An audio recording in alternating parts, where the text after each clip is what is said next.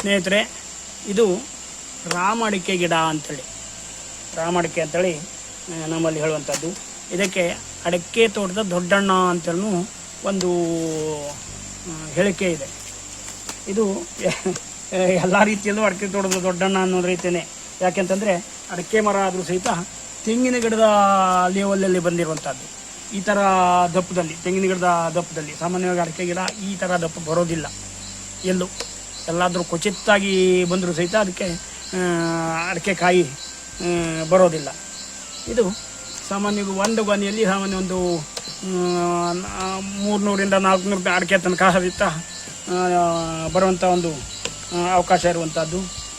ಇನ್ನು ಅತಿ ಎತ್ತರವಾಗಿ ಬೆಳೆಯುವಂಥದ್ದು. ಇದು ಸಾಮಾನ್ಯ ಒಂದು 10-15 ವರ್ಷದ ಗಿಡ. ಇದು 10-15 ವರ್ಷ ಆಯಿತು ನಾವು ಸಮೇತ. ನಾನು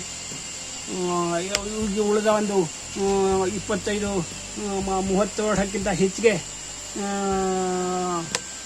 ವಯಸ್ಸಾದಂಥ ಗಿಡಗಳಿಗಿಂತ ಸಹಿತ ನೀರಿ ಮೇಲೆ ಹೋಗಿರುವಂಥದ್ದು. ಇದು ಈ ಎಂಟನ ಥರ ವರ್ಕ್ ಮಾಡುತ್ತೆ ಅಂಥೇಳಿ ನಮ್ಮಲ್ಲಿ ಒಂದು ಹೇಳಿಕೆ ಇದೆ. ಅಂದರೆ ಸಾಮಾನ್ಯವಾಗಿ ಅಡಿಕೆ ತೋಟಕ್ಕೆ ಸಿಡ್ಲು ಬೀಳುವಂಥ ಒಂದು ಸಂದರ್ಭದಲ್ಲಿ ಆ ಸಿಡ್ಲನ್ನು ತಾನು ಜಗ್ಕೊಂಡು ಉಳಿದ ಅಡಿಕೆ ಗಿಡಗಳನ್ನು ಬಚಾವ್ ಮಾಡುವಂತಹ ಒಂದು ಶಕ್ತಿ ಈ ಗಿಡಕ್ಕಿದೆ ಅಂಥೇಳಿ ಸಾಮಾನ್ಯವಾಗಿ ತೋಟದ ಮಧ್ಯದಲ್ಲೂ ಒಂದಾದರೂ ಗಿಡ ಇರಬೇಕು ಅಂಥೇಳಿ ಹೇಳ್ತಾರೆ. ಅದು ಮೊದಲಿನ ಹಳೆ ಕಾಲದೊಂದು ಹೇಳಿಕೆ. ಅದು ಈಗೆಲ್ಲ ಇದು ಪ್ರಯೋಜನಕ್ಕೆ ಬಾರದೇ ಇರುವಂಥದ್ದು ಅಂಥೇಳಿ ಇದನ್ನು ತೆಗೆಯುವಂಥದ್ದೇ ಜಾಸ್ತಿ ಆಗಿದೆ. ಹಾಗಾಗಿ ಅಪರೂಪ ಆಗ್ತಾ ಇದೆ. ಅದು ನಾನು ಒಂದು ಇರಲಿ ಅಂಥೇಳಿ ನಮ್ಮ ತೋಟದಲ್ಲಿ ಒಂದು ಅಡಿಕೆ ಗಿಡವನ್ನು ತಂದು ನೆಟ್ಟು ಮಾಡಿದ್ದೇನೆ.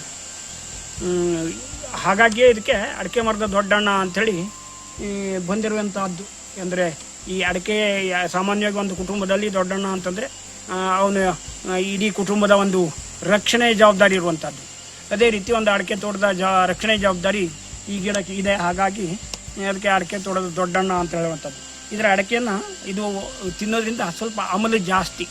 ಈ ತಲೆ ಸುತ್ತು ಬರುವಂಥದ್ದು, ಮೈ ಬೇವಳಿಸುವಂಥದ್ದು ಇದೆಲ್ಲ ಒಂದು ಮಾಡುತ್ತೆ. ಹಾಗಾಗಿ ಇದನ್ನು ಯಾರು ತಿನ್ನೋದು ಭಾಳ ಕಡಿಮೆ. ಇದರಲ್ಲಿ ತುಮಕೂರು ಕಡೆ ತಾಟಿ ಅಡಿಕೆ ಅಂಥೇಳಿ ಬರುತ್ತೆ ಅಂಥೇಳಿ ಓದಿದ್ದೇನೆ. ಅದೇ ಇದಾಗಿರಬಹುದಾ, ಆದರೆ ಆಗಲಿಕ್ಕಿಲ್ಲ. ಯಾಕೆಂತಂದರೆ ಅದನ್ನು ಜಪ್ಪಿ ಅಡಿಕೆಯನ್ನು ಬಿಡಿಸ್ತಾರಂತೆ. ಇದು ಆ ಥರ ಬಿಡಿಸ್ಲಿಕ್ಕೆ ಬರೋದಿಲ್ಲ. ಇದು ಸಿಪ್ಪೆ ಬಿಡಿಸೋದು ಬಹಳ ಕಷ್ಟ. ಈ ನಮ್ಮಲ್ಲಿ ಸಾಮಾನ್ಯ ಅಡಿಕೆಯನ್ನು ಸಿಪ್ಪೆ ಬಿಡಿಸಿದಾಗೆ ಇದು ಒಣಗಿಸಿದ್ರೂ ಸಹಿತ ಸಿಪ್ಪೆ ಬಿಟ್ಟು ಬರೋದಿಲ್ಲ. ಹಾಗಾಗಿ ಇದೇ ಒಂದು ಬೇರೆ ಒಂದು ವಿಶಿಷ್ಟವಾದಂಥ ಒಂದು ಅಡಿಕೆ ತಳಿ. ಪುನಃ ಇದು ಬಿದ್ದು ಬಹಳ ದಿನ ಆಗಿರೋದ್ರಿಂದ ಹಾಳಾಗಿಬಿಟ್ಟಿದೆ. ಮಳೆಗೆ ಸಿಕ್ಕಿದರೆ ಸಾಮಾನ್ಯವಾಗಿ ಅಡಿಕೆ ಯಾವುದೇ ಅಡಿಕೆ ಆದರೂ ಸಹಿತ ಹಾಳಾಗುವಂಥದ್ದು. ಇದೇ ಥರ ಬೂಸ್ಟ್ ಬೆಳೆದು ಹಾಳಾಗುವಂಥದ್ದು. ಈ ನಮ್ಮ ಸಾಮಾನ್ಯ ಅಡಿಕೆಗಿಂತ ಬಹಳ ದಪ್ಪ, ಸೈಜಲ್ಲಿ ಬಹಳ ದೊಡ್ಡ ಮತ್ತು ತೂಕನ ಬರುವಂಥದ್ದು. ಆದರೆ ಇದನ್ನು ಯಾವುದೇ ಒಂದು ಇದಕ್ಕೆ ನಮ್ಮಲ್ಲೀಗ ಬಳಸುವಂಥ ಒಂದು ಇದಿಲ್ಲ.